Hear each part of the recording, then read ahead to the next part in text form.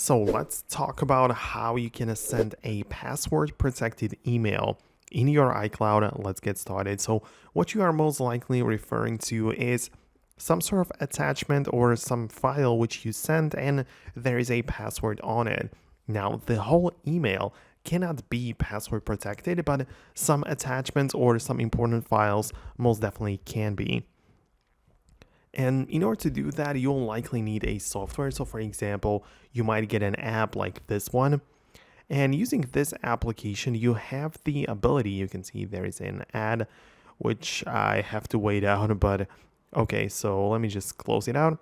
And essentially using an application like this, you can create a new folder within the files right here, and you can import some things like the photos, for example, right? So let's say I'm gonna import these two things in here. And essentially, I'm just gonna make sure that I have it in here. And this folder right now, if I want to send it or attach it to my email, what I can do through this application is to click on the information icon, and I'm going to archive and zip it, right, like that. And I have the ability to password protect it.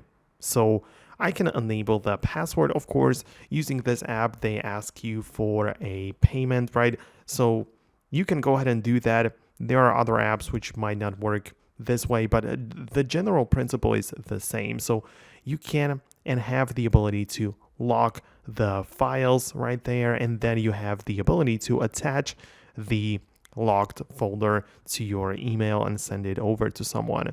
So even though the whole email cannot really be locked, but there can be the attachment which is password protected. So yeah, that's gonna be about it. Let me know below in the comments if you found this tutorial useful. I'm just trying to give you the guide on how it kind of works. So subscribe for more tutorials and I'll catch you in the future.